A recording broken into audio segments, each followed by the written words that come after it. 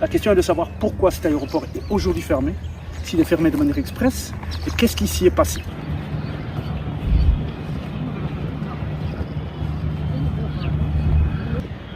L'information surprise ou l'information majeure, c'est la présence de troupes internationales encore dans l'aéroport.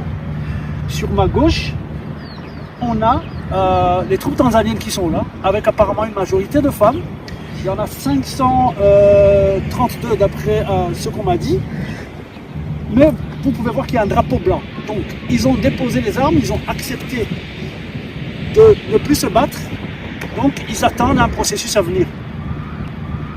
Ici derrière moi, c'est là où se trouvaient les Burundais, mais qui ont pris la fuite au moment où le M23 arrivait à l'aéroport. L'information majeure dans cet aéroport, c'est que les troupes de la SADC se trouvent encore à l'intérieur. Elles ont toutes déposé les armes et sont gardées par le M23 qu'on peut remarquer sur ma droite. Ici, nous avons 295 militaires. Pour le moment, on imagine qu'il doit y avoir des négociations pour la manière dont ils doivent rentrer. Ces militaires, comme on le dit, on s'arrenda, donc ils se sont rendus. On voit des drapeaux blancs derrière, on voit leurs véhicules blindés à l'intérieur. Mais le M23 s'assure qu'eux peuvent encore recevoir leur fourniture, que ce soit de l'eau, mais que ce soit aussi la nourriture.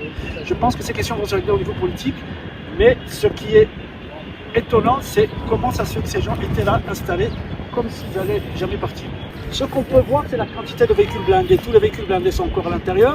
La question est de savoir si ces troupes vont rentrer avec leurs armes ou pas. Ce qu'on nous dit, c'est qu'elles vont devoir les déposer, elles partiront sans.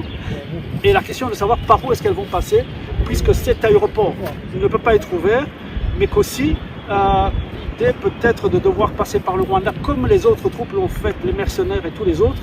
L'information que nous avons, c'est que ces armes que ces militaires sud-africains possèdent, d'abord ont été déposées, mais qu'ils devront partir à un moment, mais partiront sans armes, puisqu'ils sont en zone, ils sont gardés, pas comme prisonniers, mais comme une armée qui s'est rendue et qui a levé le drapeau bleu.